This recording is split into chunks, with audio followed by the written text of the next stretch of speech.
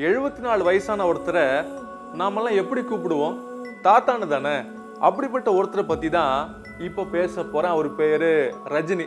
என்னது, எவ்வளோ தைரியம் உனக்கு அவரை தாத்தான்னு கேட்பியான்னு கேட்டிங்கன்னா, ஆமாம், அதை சொல்லி தான் ஆகணும். ஏன்னா இந்த வயசில் ஒரு குதிரை நிற்காம ஓடுதுன்னா, இந்த வயசுலேயும் அவர் நடந்து வந்தால் தேற்று தெரிக்குது அப்படின்னா, அவர் பேரை கேட்டோன்னே ஃபேன்ஸ் எல்லாம் உற்சாகத்தில் அப்படி துள்ளுறாங்க அப்படின்னா, அதை பற்றி சொல்லி தானே ஆகணும். அந்த வயசை பற்றி சொல்லி தானே ஆகணும்.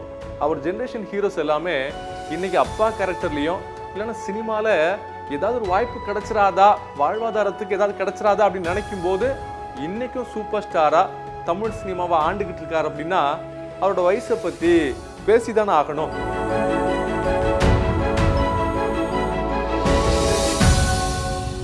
ரஜினி சாரை பார்க்குறப்பெல்லாம் ஒன்று தோணும், நம்மளை அறியாமல் ஒரு நம்பிக்கை ஏற்படும். ஏன்னா யோசிச்சு பாருங்களேன், அவர் வரும்போது தமிழ் தெரியாது. இங்கே கொஞ்சம் யோசிச்சு பாருங்க, தமிழ் தெரியாத ஒருத்தர் வெறும் கனவோட நம்ம ஊருக்கு வர்றாரு. உன் பேச்சு நல்லா இல்லை, உன் மூஞ்சி நல்லா இல்லை, கருப்பாக இருக்கிற அப்படின்னு நிராகரித்த தயாரிப்பாளர்கள் மத்தியில், சார் உங்கள் கால் ஷீட்டு கிடைக்குமா அப்படின்னு ஏங்க விட்டார்ல, தவிக்க விட்டார்ல, அவரு தான் சூப்பர் ஸ்டார் ரஜினி. கொஞ்சம் யோசிச்சு பாருங்க, அந்த காலகட்டத்தில் ஒருத்தர் வில்லனாக நடிக்கிறார் அப்படின்னா அதுக்கப்புறமா அவ்வளோ ஈஸியாலாம் ஹீரோவாக நடிக்க முடியாது. ஏன்னா மக்கள் ஒரு வாட்டி வில்லனாக பார்த்துட்டாங்கன்னா மீண்டும் ஹீரோவாக பார்க்க மாட்டாங்க. ஆனால் அவர் வில்லன் கேரக்டர்லாம் நடித்து, என்னடா இது ஒரு வில்லன் ஹீரோவோட செம்ம ஸ்டைலாக இருக்கிறான், இந்த அழகாக நடிக்கிறான் அப்படின்னு பேர் வாங்கி இவன் மட்டும் ஹீரோவாக நடித்தா படம் தாறுமாறாக இருக்கும்ல அப்படின்னு மக்கள் மத்தியிலே பேச வச்சு ஹீரோ ஆனவர் தான் சூப்பர் ஸ்டார் ரஜினி. இன்னைக்கு பேசுகிறாங்கல்ல, நிறைய ஹீரோஸ் வந்துட்டாங்க, அவர் பிஸ்னஸ் எல்லாம் அவங்களாம் தாண்டிட்டாங்க அப்படின்னு. அன்னைக்கு அவர் ஃபீல்டுக்குள்ளே வரும்போது எவ்வளோ பெரிய ஜாம்பவான்கள் அந்த ஃபீல்டுக்குள்ளே இருந்தாங்கன்னு தெரியுமா? அவங்களெல்லாம் தாண்டி அவர் வந்தார்ல அந்த நம்பர் 1 பொசிஷன், அதெல்லாம் தரமான சம்பவம். அன்னைக்கு அவர் தான் box office record creator, box office record breaker. நான் சொல்கிற படம் பேரெல்லாம் கொஞ்சம் கேளுங்களேன். பில்லா, பொல்லாதவன், 3 முகம், தளபதி, பாஷா, முத்து, அருணாச்சலம், ஜெயிலர், சிவாஜி, எந்திரன், இந்த படத்தெல்லாம் கேட்டிங்கன்னா அந்த படத்தோட பேர்லேயே அவ்வளோ பவர் இருக்குது. இன்றைக்கி நம்ம சொல்கிறோம் இல்லையா, pan Indian hero, pan Indian படங்கள் அப்படின்னு. அவருடைய படங்கள்னால தான் இன்றைக்கி தமிழ் படங்களுக்கு ஓவர்சீஸில் ஒரு மிகப்பெரிய மார்க்கெட் இருக்குது அப்படிங்கிறத யாராலையுமே மறுக்க முடியாது. நான் சொன்ன படம் பேரெல்லாம் வச்சு சும்மா ஏதோ மசாலா படம் பண்ணிட்டு மாசா 4 சீன் நடிச்சுட்டு வந்தாருன்னு நினச்சிங்களா சினிமாக்குள்ளே? அதுதான் இல்லை. அபூர்வ ராகங்கள், 16 வயதினிலே, பைரவி, முள்ளும் மலரும், அன்புள்ள ரஜினிகாந்த் அப்படிங்கிற தரமான படங்களை நடித்து தான் எப்படிப்பட்ட கலைஞன் அப்படிங்கிறத காட்டி ஒரு ஆகச்சிறந்த நடிகராக தன்னை ப்ரூவ் பண்ணி தான் இன்னைக்கு இந்த இடத்துல நின்றுக்கிட்டு இருக்கிறாரு. இந்த படங்களை பார்த்து ரஜினி மேலே ஏற்பட்ட ஈர்ப்புனால தான் இன்னைக்கு நிறைய ஹீரோஸ் இண்டஸ்ட்ரியில் இருக்கிறாங்க. அவங்கள்ட்ட போய் கேட்டு பார்த்தீங்கன்னா தெரியும், ரஜினி சாரால் இந்த இண்டஸ்ட்ரிக்கு வந்த ஹீரோஸ் இப்போ டாப்பில் இருக்கிறாங்க அப்படின்னு அவங்களே சொல்லியிருக்கிறாங்க. இடையில யார் அடுத்த சூப்பர் ஸ்டார் அப்படின்லாம் கேட்டுக்கிட்டு இருந்தாங்க. அதுக்கு ஒரு கேள்வி இருக்குது, நீங்களே சொல்லுங்களேன்.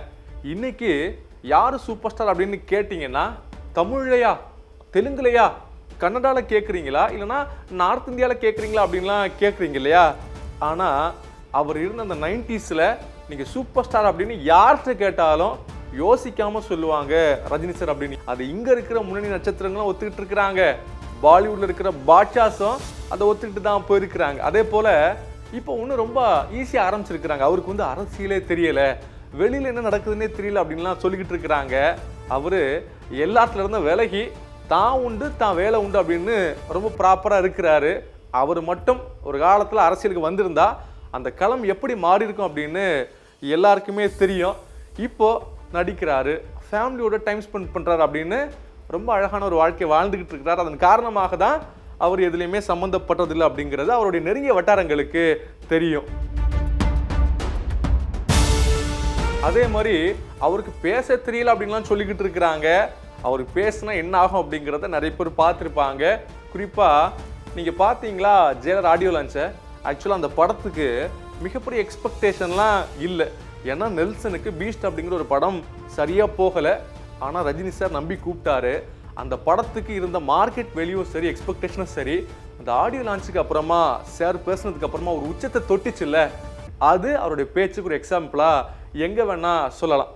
இதெல்லாம் தாண்டி அவருடைய மார்க்கெட் வேல்யூ இன்னைக்கும் டாப்ல இருக்கு அப்படிங்கிறதுக்கு உதாரணம் தான் அந்த ஜெயலலிதா படத்துடைய கலெக்ஷன். நீங்க பார்த்துருப்பீங்க, அஃபீஷியலா சன் பிக்சர்ஸ் கிட்டத்தட்ட 500 கோடியை தாண்டி வெளியிட்டு இருந்தாங்க. இன்றளவும் பார்த்தீங்க அப்படின்னா தமிழ் சினிமாவில் one of the highest grossing மூவியா அந்த படம் இருக்கு. இதெல்லாம் தாண்டி கடைசியாக ஒன்று சொல்லுவாங்க எப்பயுமே, அதாவது ரஜினி சாருக்கு அவ்வளோதான், இந்த படம் தான், இதுக்கப்புறமா முடிஞ்சதுன்னு சொல்ல அப்படி எக்ஸ்ட்ராவாக ஒரு ஃபயர் பவரோட வந்துக்கிட்டே இருப்பார். அந்த வகையில் அவருடைய அடுத்த லைனப்ஸ் எல்லாம் பார்த்தீங்கன்னா லோக்கி கூட தரமான கூலி வச்சிருக்கிறாரு, நெல்சன் அவர்களோட ஜெயலலிதா 2 வச்சிருக்கிறாரு, குறிப்பாக மணி சார் கூட ஒரு படம் சேர்ந்து நடிக்க போகிறார் அப்படிலாம் சொல்லிக்கிட்டு இருக்கிறாங்க.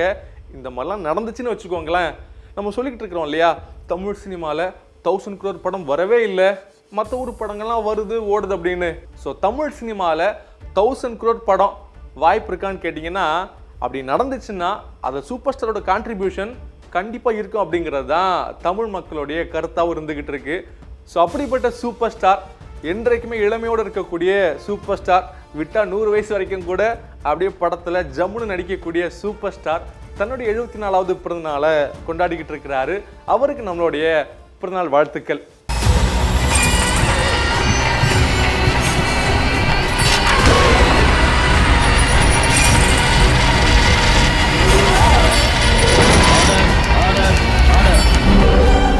குற்றங்களின் மறுபரிமாணம் நிகழ்தகவு நமது நியூஸ் தமிழ் தொலைக்காட்சியில் விரைவில்.